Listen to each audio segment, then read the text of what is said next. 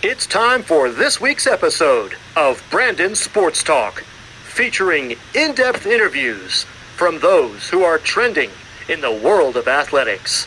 And now, here's the host of Brandon Sports Talk, Brandon Pate.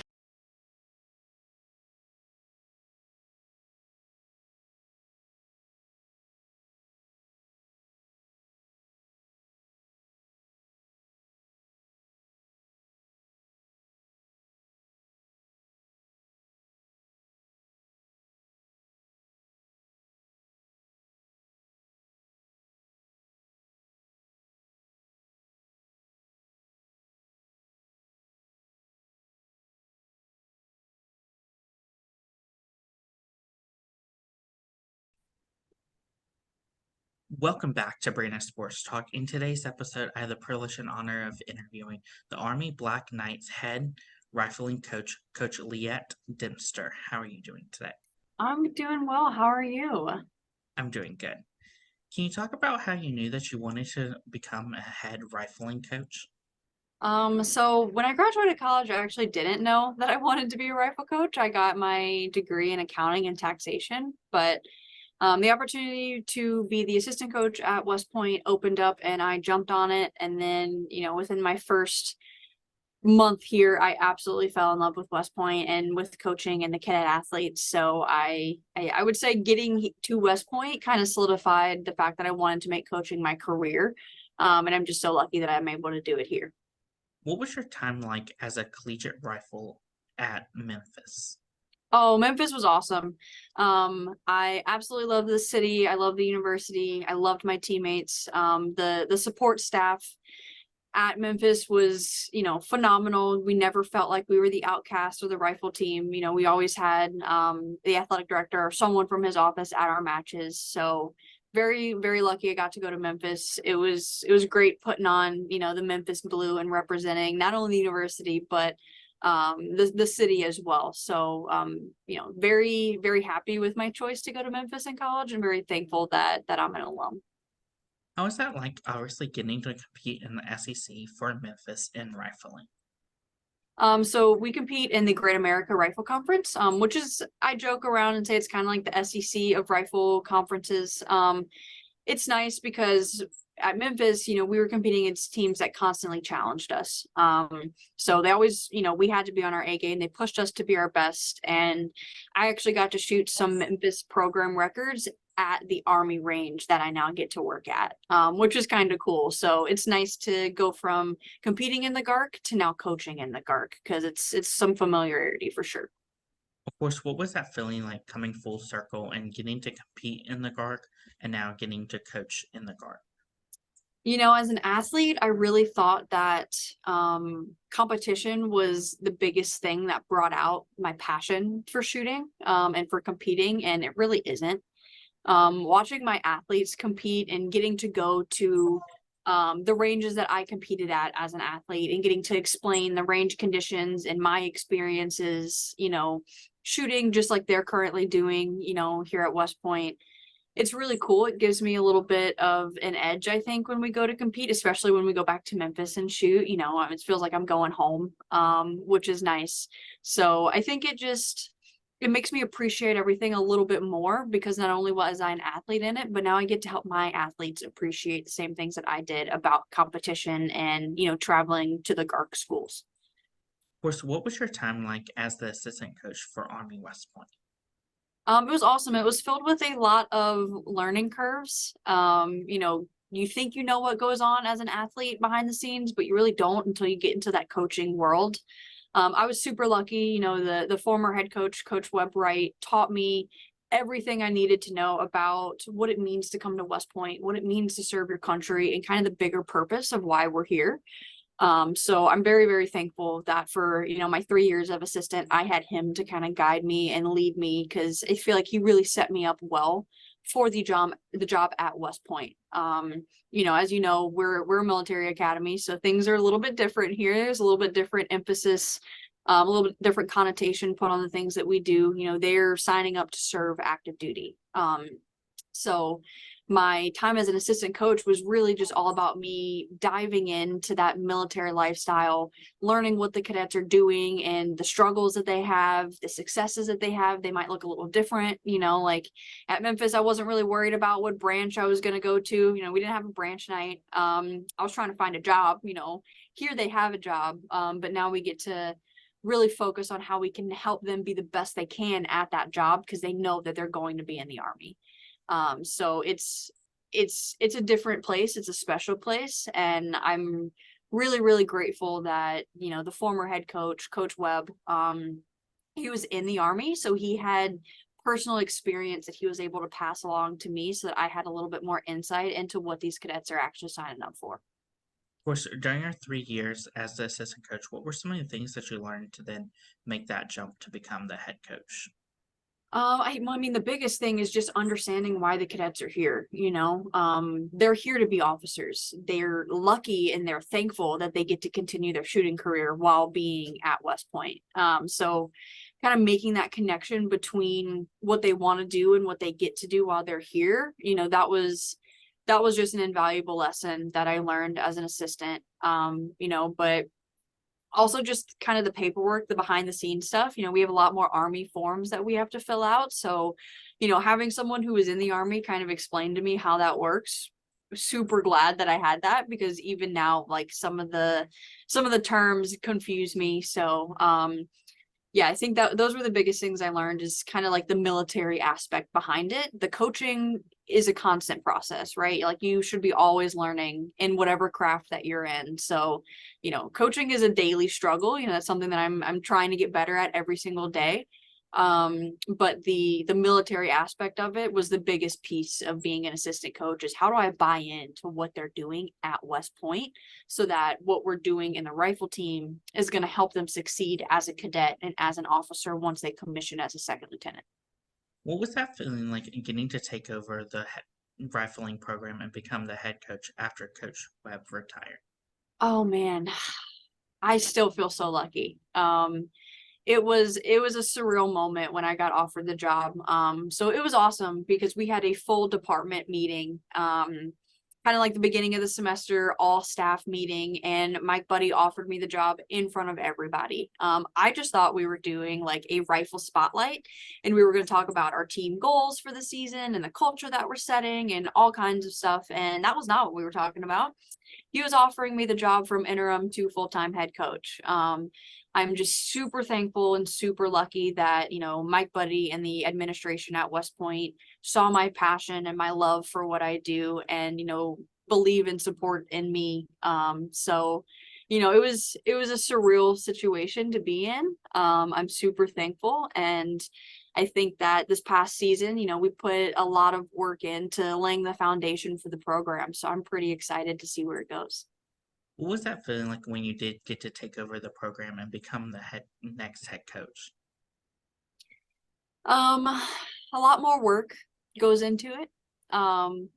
I kind of got a lesson on time management all over again. You start college from high school and you kind of have to learn how to manage your time, and then you get a lot more freedom in college. And then I moved to West Point as the assistant coach, and my time was kind of managed by whatever the head coach needed, whatever Webb needed me to do to support him and the team. That's what I did. Now it was just me trying to do everything, especially for my first season because I didn't have an assistant coach. So the time management piece was one. I kind of feel like I got a taste of what cadet life is like because I had all of these things on my plate. But I wouldn't change anything about it. It was just a surreal opportunity, and I'm so glad that, it was provided to me. What was that first competition like as the new head coach? Well, it was a little nerve-wracking. It's a little bit different when you have another coach, whether, now that I have an assistant coach, it feels different. Either when I was assistant or now, having an assistant, I kind of get to share that burden or that success with them. It was just me last year. So a little nerve-wracking. Our first trip was actually a travel trip and we had some hiccups on the road, but we handled it really well and it gave me a lot of confidence going into the rest of the season. So thankful it happened the way that it did. But yeah, there's a little bit more pressure being a head coach for sure. Of course, what were some of your biggest accomplishments in your first season as the new head coach? So we really focused on team culture. That was my entire, premise of the season was, yeah, we're going to shoot our matches. We're going to do our best. We're going to train our hardest. But at the end of the day, my goal is culture based. So kind of establishing our core values as a team, confidence, passion, and authenticity are the basis of what we do at, Army Rifle. And figuring out how do those core values and our team culture not only help us shoot better, but help us be better cadets, better future officers, and then, better leaders and better people in general. So it was really taking the focus from athletic development and really putting it on the holistic development of the cadet. And I feel like we did a really, really good job this past season of establishing the groundwork for, future success of the program. Can you talk about, of course, the culture that you've built for the Army West Point rifling program? Yeah, so, like I mentioned, we have our 3 core values. Confidence is, our first of the 3, and it is all about confidence in yourself, confidence in each other, and confidence in your coaching staff, right? So it's, doing what you say you're going to do, maybe making some sacrifices because that's what being a collegiate athlete takes. And, working on that every day. As most people know, confidence is not a straight line to the top. Some days you feel more confident than others. So it's just that daily commitment to, working on, ourself and our team confidence as a whole. And then, passion is number 2, right? So passion's an output. You can't just decide to be passionate. So what my job is and what my assistant's job is as a staff, we need to create a culture where, you are passionate. It breeds passion. You want to come down and train. You want to sacrifice, maybe your off day to do a team bonding event because the captains want to lead one. You want to be around your teammates. And so that's been a really big focus for us this year, is regaining that passion for the sport and that passion for competition. And then authenticity is our 3rd core value. And this one I love because it is all about being vulnerable and trusting yourself and your teammates. To be authentic, you need to have those 2 things. So how can we celebrate our uniqueness, our individuality, while, feeling comfortable being our true authentic self? So how do we accept all of our teammates, all of our managers in with open arms, make them feel comfortable being them so they can express themselves so that they can share their successes when they get them, and they can come to us with their failures or their burdens when they have them as well. So that's really been the base of what we've done this past season and the base of our culture. And those 3 values are not only going to help them be better athletes, but they're going to make them better officers, and that's really the goal at the end of the day. Of course, in rifling, what are some of the different areas in the competitions? So we shoot both small bore 22 long rifle. So we shoot 3 positions. So it's 60 shots kneeling, 60 shots prone, and 60 shots standing. That's done in an hour and a half. And then after a 30-minute break, we shoot 60 shots standing air rifle. All standing 10-meter air rifle, open sights. We use peep sights, and that is a full competition day. Of course, what is that like, obviously, shooting air shoots versus rifle shooting? So the 22 is a, it's a firearm. It shoots, rim fire, 22 rounds. Air rifle shoots pellets. So, the air rifle doesn't necessarily have a kick. It's more like it's a BB gun, but you shoot a pellet instead. It shoots a little bit higher velocity, but you don't feel that recoil of the rifle. The target's a little bit smaller. It's a little bit more difficult, it being all standing. But I'd say, the precision of it is pretty much the same. It just is a different tool that you're using. The fundamentals of shooting are the same regardless of what you're shooting. Point whatever you're shooting at the target and then make it fire without moving it. So it's just creating the foundation to, allow that to happen in each of the 3 positions in small bore, and then again in standing air rifle. Of course, what does a home competition look like at Army versus going away to, let's say, Memphis to compete? Yeah, so the really only thing that changes for home versus away competitions is the travel aspect of it. The competition itself is the same. We'll start either at 8 or 9 a.m. in the morning.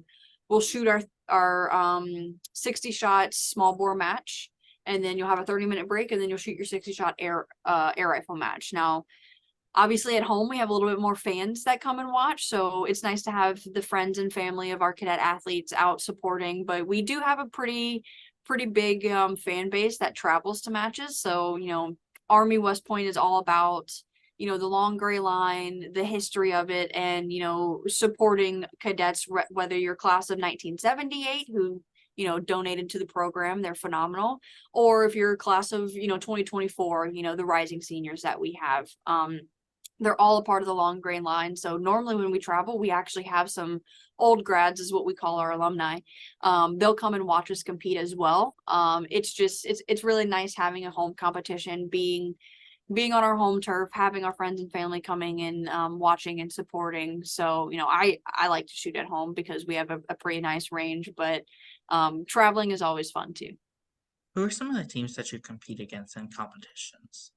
So we compete against the GARC conference. So that's Memphis, Ole Miss, Kentucky, Akron, West Virginia, and Navy. So NC State used to be in the conference. They unfortunately just got rid of their program. So I'm hoping that those athletes can, find a second home and continue their shooting career. But those are our conference teams. And then every now and then we'll compete against some other teams. I'm hoping we can take the team out to Alaska Fairbanks sometime in the future. Of course, what is that like, obviously, competing against some of those teams like Navy that are also Service Academy versus competing against Ole Miss and Memphis?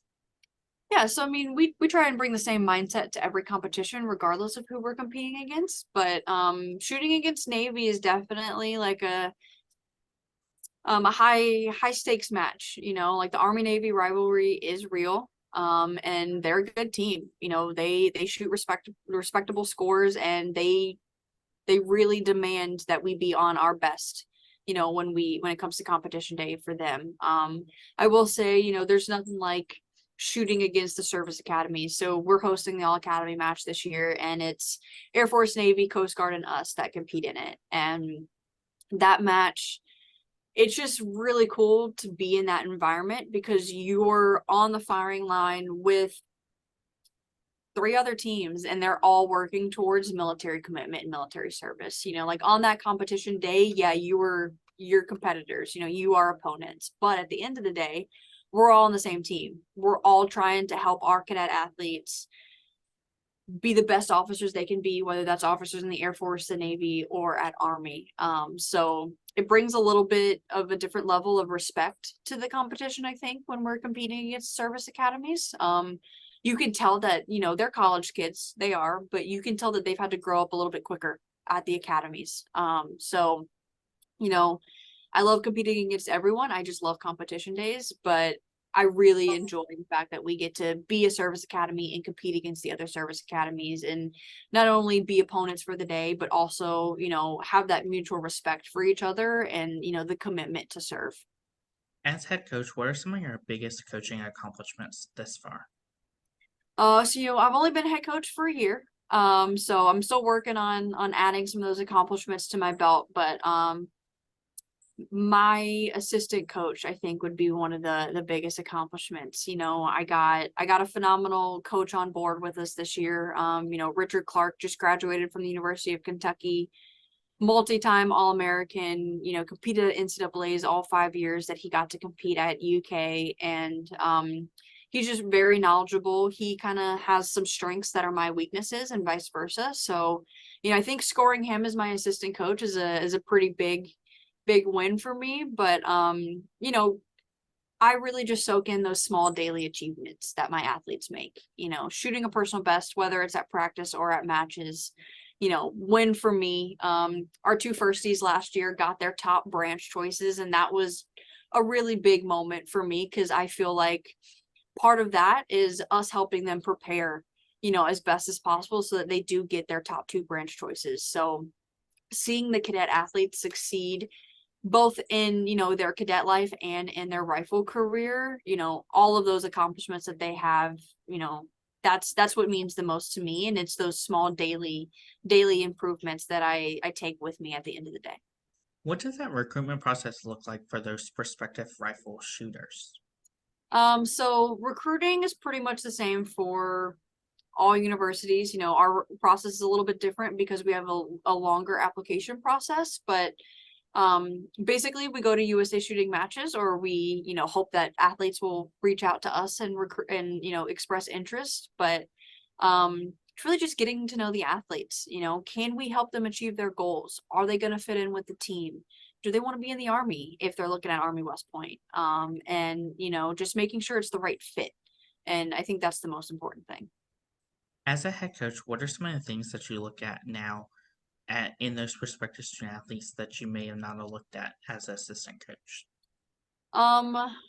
For the most part, the number one thing to me is, do you want to be in the Army? Do you want to serve your country as an officer in the U.S. Army? If the answer is no to that, I have nothing more to talk to you about. I wish you the best, and I hope that you find your home. But that is our number one priority, is commissioning second lieutenants. So one, do you want to do that? Two, can I help you achieve that? Can I help you achieve all of your goals in and outside of rifle? Are we going to get along? And is our coach athlete relationship going to progress enough where we do trust each other and we are vulnerable enough with each other to where I can help you achieve the things that you want to achieve? What does that official visit look like for those prospective candidates looking to go to Army for a rifle? So they'll get to meet the team, they'll get to go to class, they'll get to maybe observe practice or a match. If they come for a football game weekend, we might take them to a football game. It's really just immersing them in the academic day of West Point, and giving them the opportunity to meet the cadet athletes. As a head coach, what is it like seeing those candidates get to put on that uniform for the first time as a freshman and last time as a senior? Oh, it's always excitement when you get your uniform for the first time. So that I can relate, because I never had a custom suit or a precision shooting suit until I got to Memphis. So I was that super bubbly, super excited, freshman back in 2015. But suiting up for the last match of their career, that one gets me emotionally, because that's kind of like the first step of them going to be, or that's when the reality hits me that, okay, they're leaving the team. They're going to be officers. They're going to serve our country. So, that's definitely an emotional day for me. Seeing all their progress and all of the work they've put in kind of come to a close, rifle wise, at least. It's a special moment. And I'm very thankful that they get to take all the skills that they've learned, over the course of their 4 years and apply that to their career as an officer. As a head coach, what is it like seeing those seniors get to put on that uniform for the last time and then go on and put on their military uniform afterwards? You would think that working at Army West Point, I would be prepared for them to serve their country. I'm so thankful that they've made this decision and they've committed to, service and being officers in the Army. But it's a little scary, I don't want any of my athletes to get injured. I don't want any of them to get hurt. I want them to have long, happy and joyful lives. And I know that the reality is that they will probably get deployed at some point. They're going to serve their country, and that might not always look fun, might not always be fun, and it might be a little scary sometimes. So I think, though I'm so proud of them, and it's so nice to see them put on their officer uniform for the first time and watch them commission and graduate and spend that time with their family, it's still a little scary for me, because I want them to have the best career, the best life ever. And the reality is that being in the military is hard. Being an officer in the military is hard. And, I just hope that we've done everything we can to prepare them as best as possible to take on, that responsibility. Of course, as a head coach, what is it like going to see those athletes go into the military and serve and then come back and share about that experience with future cadets in your program? Yeah, it's awesome having the alumni base that West Point has, because they want to give back to their teams. They want to give back to their teammates, or maybe someone that they weren't on the team with, but that was on the team that they were on. So it's really nice to have that insight. So we actually have a 2014 grad that's back instructing at West Point for the next couple of years. So I'm looking forward to learning from him, seeing how his rifle career at the academy has helped prepare him for being an officer, and maybe, getting some suggestions and some ideas of what I can start incorporating into our team culture and into our training to help prepare them better. So very grateful for, the old grads in the long gray line that West Point has, because I feel like it really helps the coaches out with, getting some insight into the reality of what happens post West Point. What are some of your future plans for the rifling program moving forward? So one of the, most, or I guess one of the closest ones is we're getting the new target system installed into the facility. So we will be getting the new Megalink target software at the end of this upcoming season. So we'll have the brand new targets, to match the rest of the world-class facility that we have. So it's really just expanding the student athlete experience, getting the facility upgraded and adding more branding and more signage and honoring our alumni and our All-Americans, in a more profound way. It's continuing to set the culture, to have a culture of success and to have a culture that breeds passion. That's a main focus for us. As well as, we want to compete at NCAAs. We don't just want to qualify. We want to go there and compete. We want to be a contender for NCAAs. So that's the focus. That's what we're working on. Anything outside of that, we'll cross that bridge when we get there. But it's really, enhancing the student athlete experience, working on, that competition and the will to win and the culture that goes along with that. And then, sacrificing and putting in the work to make it to NCAAs. That's what we're working on. What advice would you give those freshmen entering their first year of collegiate rifling? Soak it up. Those 4 years go quick. It's really, it's a tough transition to go from high school to college sometimes, regardless if you're at an academy. You have to figure out how to study all over again. You have to manage your time. You have to figure out how to not eat ramen noodles every night in your dorm room, or your barracks room. So I would say, lean on your teammates, lean on your coaches, call your mom. She misses you. And yeah, just soak it in, accept that you're a freshman, and especially at West Point, you're a plebe. Your job is to learn how to follow, so that one day you can be a great leader. And that's the advice I would give. What advice would you give those seniors that are transitioning from collegiate rifling to maybe getting into professional rifling or even going to serve the military? You know, obviously at West Point, they're going and they're going to serve, when they graduate here. So the biggest thing is humility. You don't know everything. And even though you might feel like you've gone through the training to learn everything, there are people that still know things that you don't know. So it's understanding, the level that you're at and still seeking to get better. Because I feel like sometimes when you graduate college, you feel like the learning has stopped. Oh, I don't have to do homework anymore. I don't have exams anymore, and some people can get kind of stagnant. I ran into that my first year as assistant coach. I had to kind of get back into that mindset of development and learning. So I would say never stop learning. Try and be a lifelong student, whether that means you go and get your master's degree or you just commit to bettering yourself every day.